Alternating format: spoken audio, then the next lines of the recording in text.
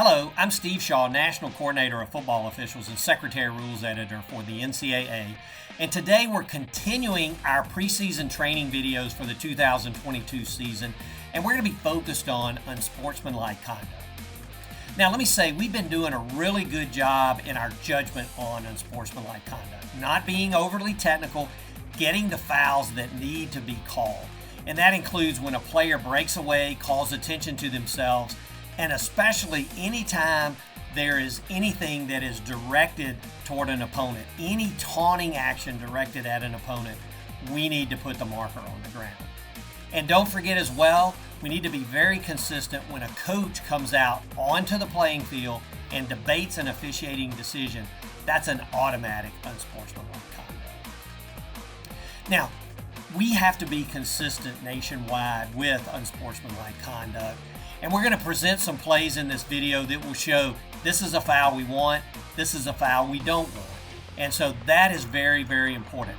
In FBS alone last year, we had 617 unsportsmanlike conduct fouls. So on average, about 73% of our games have unsportsmanlike conduct in them. And so we have to be excellent with this call. So with that, let's get straight on into our video. Our first play on unsportsmanlike conduct is actually a two-play vignette on spiking the ball. Now we're going to see the back from the red zone. He breaks loose for the goal line. The side judge is in perfect position to rule on the score. But then we're going to flag number 3 for spiking the ball. And this is not much of a spike, really just flipped the ball down, and he went and celebrated with teammates. So nothing that was directed at opponents or no taunting action. Now let's contrast that with this breakaway by the quarterback. And then after he scores, he's going to definitely spike the ball. And the ball may have even bounced into his opponent. This is a quality spike. The first play, is not a quality foul and not what we want. Play 2 is from the FCS National Championship game, and this crew did a really good job in this game.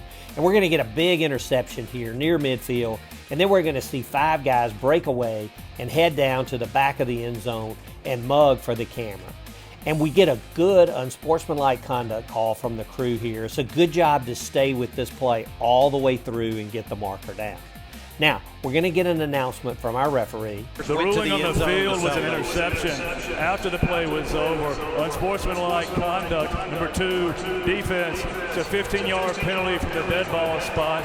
Be first down and 10, North Dakota State. That is number 2's first unsportsmanlike conduct foul of the game.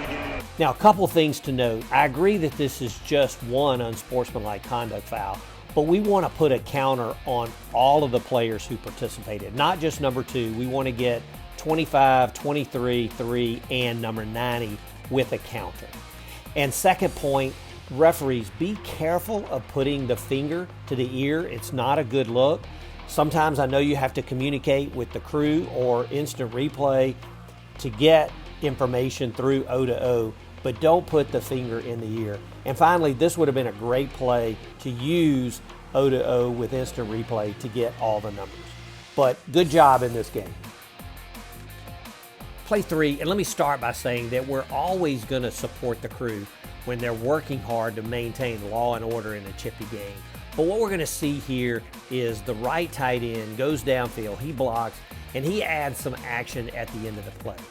Now, we get a flag from the crew, and we get an announcement. The ruling on the field, after the play, personal foul, unnecessary roughness, offense, number 88. 15-yard penalty.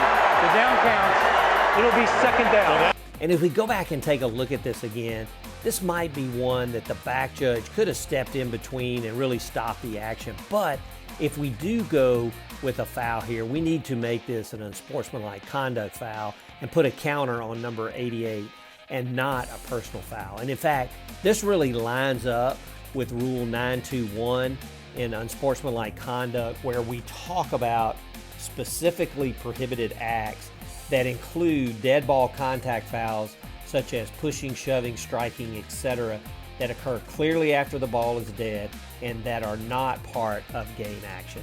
This is unsportsmanlike. And finally, we also need to make a determination on why the defender's number 24, why his helmet came off. And if it was a direct result of a foul, number 24 can stay in the game. But if not, he must leave. So let's make sure we clear this up in our announcement. Play 4, we get a scramble by the quarterback, and he's going to run near to the line to gain, and he's going to be tackled hard just short of the first down.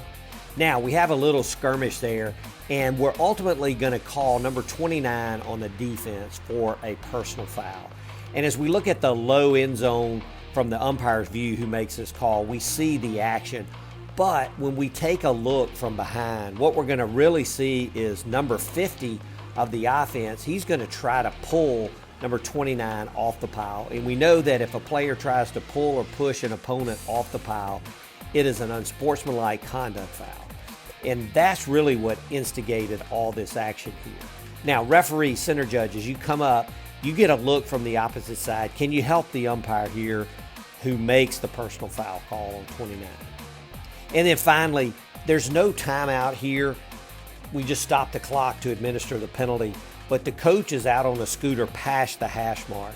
Now, we need to keep him back, and he doesn't appear to be arguing a call, but he must stay in his team area. Play 5 is the opening kickoff of the game, and it highlights that we must be ready to officiate on the first play. Now, we're going to see number 2 is going to break free at the point of attack. Blocks are all clean, and then he's going to break into the open field. Now, there's a defender that is pursuing him, dives late in an attempt to make the tackle, and then number 2 dives into the end zone. This is really good judgment by our field judge for no unsportsmanlike conduct as the player dives into the end zone. The rule says it's a foul if an unopposed ball carrier is diving into the end zone. And what we're looking for is really an uncontested breakaway for this to be a foul. So this is good judgment by our field judge and really great coverage by our field judge to be at the goal line waiting on the runner to cross. Good job. Play 6, we're late in the game. It's 2nd and 10, and we're going to see the quarterback scramble. And he's going to run, but he's tackled short of the line to gain. And it's a good job by our headline judge staying with all the action. And he's going to get a flag down for number 5 of the offense with some extracurricular activity, an unsportsmanlike conduct foul here. Good call. And we're going to stop the clock to administer the foul. So this is a good call, and we get a good announcement. After the play, unsportsmanlike conduct, offense, number 5, that's his first 15-yard penalty from the dead ball spot. It's 3rd down. But as we know, with the game clock running, less than 1 minute remaining, and a foul that causes the clock to stop immediately is going to create an opportunity for a 10-second runoff. And since the offense has no timeouts and the defense is ahead, we know they're going to accept this. And so you see the crew come together, they talk about it, and then ultimately the referee is going to make a second announcement on the 10-second runoff. This is all well done. It would be perfect if we get it all together in one announcement. But really good job of staying with the action and a good job of recognition by the crew here. Play 7 is going to be another 2-play vignette, but before we watch the video, a quick reminder of an approved ruling from last year concerning unsportsmanlike conduct. So basically the ruling is we have 4th and short. The quarterback's going to go from shotgun to under center to try to draw the defense offside. But then with the play clock running down, the quarterback's going to back away from center, jog toward the sideline, being very demonstrative with his arms waving to the bench. And then as he's doing this, they're going to snap the ball to a back, and the back's going to run for a first down.